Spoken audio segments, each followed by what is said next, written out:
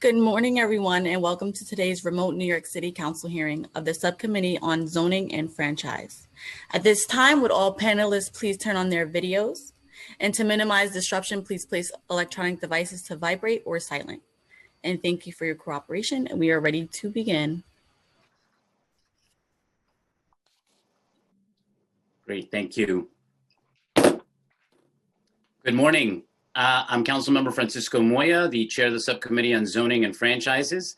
I am joined remotely today by Council Members Richards, Rivera, Reynoso, Landsman, Rudenchik, and Levin.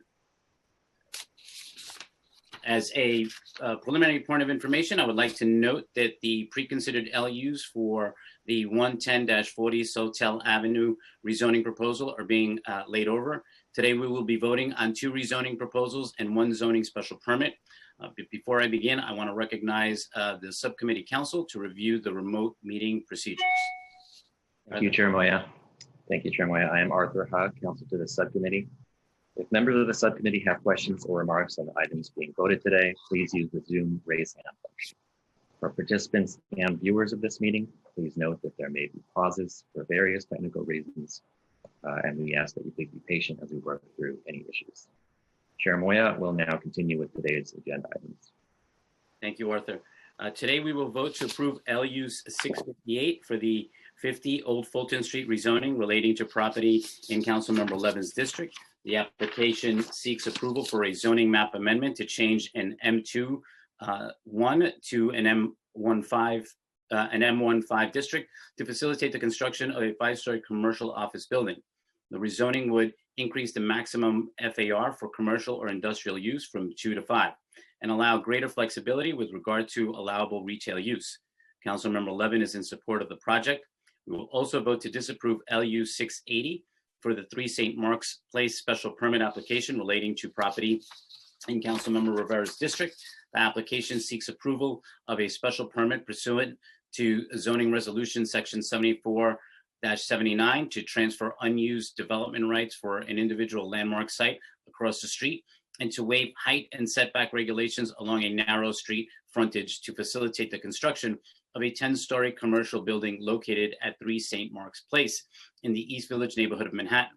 Councilmember Rivera will discuss why approval of this application is not appropriate and when we turn to her for her remarks. We will also vote to approve LUs 682 through 685 for the 1510 Broadway rezoning proposal relating to property in Councilmember Ampry Samuel's district. The application by the City of New York Department of Housing Preservation and Development seeks approval of a set of related land use actions, including an urban development action area project designation and disposition approval, acquisition of a portion of the development site by the city, a zoning map amendment, and a zoning text amendment to map an MIH area utilizing options 1 and 2. Together, these actions would facilitate the construction of a new 8-story building with approximately 107 units of affordable housing and 9,000 square feet of ground floor commercial space. Councilmember Ampry Samuels is in support of the application. Regarding the Industry City proposal on today's agenda, I note that the council is in receipt of a written statement dated October 13th, 2020 from the applicant that the application has been withdrawn. Pursuant to Council Rule 1160B, LUs 674 through 677 for the Industry City proposal are filed to remove them from our calendar. At this time, I would like to recognize my colleague, Councilmember Rivera, for her remarks on LU 680 for the 3 St. Mark's special permit application. Councilmember Rivera. Thank you. Thank you so much. Thank you, Mr. Chair, for giving me the opportunity to speak on LU 680, which is an application for a proposed transfer of 8,386 square feet of development rights from the landmarked 4 St. Mark's Place, otherwise known as the Hamilton Holly House, to the newly proposed development at 3 St. Mark's Place. The result will be a building at this East Village Gateway, a location that is 20% larger than an as-of-right development. The application also seeks bulk waivers to extend the building further over the St. Mark's Place frontage that would otherwise be allowed by the zoning resolution.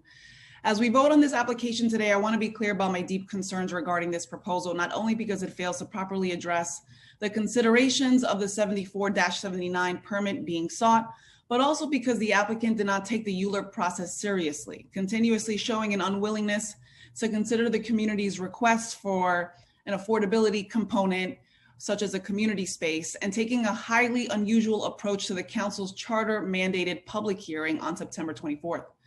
At that hearing, the applicant did not come prepared with any visual presentation, such as project drawings, renderings, or site photos, a first in my 3 years on the committee, did not have a zoning attorney or architect present, and sent only one representative, one who had not been involved in discussions with my office and who was not well versed in our area of concern.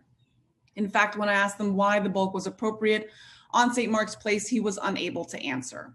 In addition, the applicant's representative at the hearing did not clearly discuss how the project met the required special permit findings, specify descriptions of the requested height waivers, or elaborate on how this proposal was consistent with prior applications made pursuant to 74-79 and the intent of the underlying zoning text.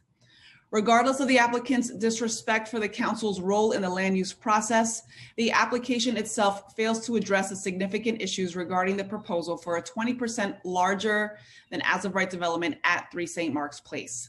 As I highlighted in my questioning at the hearing, and as I've raised throughout the public review process, the proposed bulk waiver, which in a 74-79 permit is not meant to unduly increase bulk with regard to neighboring buildings, would primarily be used along the St. Mark's Place frontage of the development site, which has a significant historic context and is a narrow street as defined by zoning, and is much narrower than the 3rd Avenue frontage, which is a wide street under zoning with 5 lanes of traffic and 2 lanes of parking. In addition, the zoning text specifically states that appropriate conditions and safeguards should be considered at a development seeking a 74-79 permit in order to minimize adverse effects on the character of the surrounding area. The developer only provided minuscule changes to the design of the proposed development at 3 St. Mark's Place to address this issue, with the development still penetrating the maximum front wall height and sky exposure plane. The proposed development clearly would still seriously impact and conflict with the landmark Hamilton Holly House, from which it was transferring air rights, and be out of context with the historic St. Mark's Place corridor as a whole.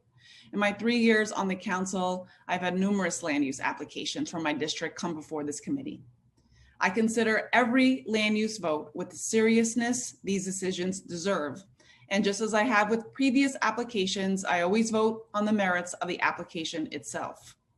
And this request for a 74-79 special permit, the first outside of a central business district or adjacent to a residential district, clearly fails to meet the requirements of the zoning text, the findings, and also falls short on the legislative intent. The Sitting Planning Commission, in adopting Section 74-79 of the zoning resolution, wrote of a desire to promote architecture that will relate to and enrich the areas around landmark sites and not be detrimental to its surroundings.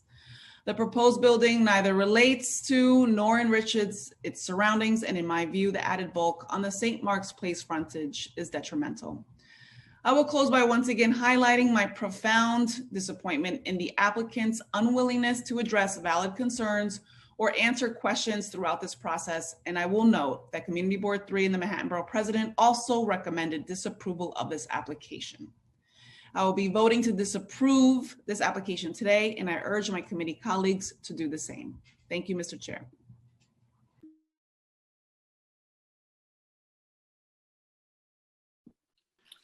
Thank you, Councilmember Rivera. I now call for a vote to approve LUs 658 and 682 through 685, and to disapprove LU 680, and to file LUs 674 through 677 for the Industry City rezoning proposal to remove it from our calendar. Council, can you please call the roll? Chair Moya. How about aye? Councilmember Levin.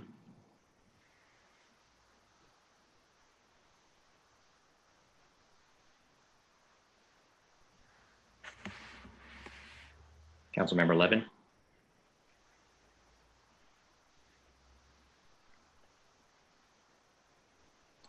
Steve. Perhaps a technical issue. We can come back to Councilmember Levin. No, Councilmember. I'm here. I'm here. Can you hear me? Yes, we can hear you. Thank you. Vote on the land use items. Okay.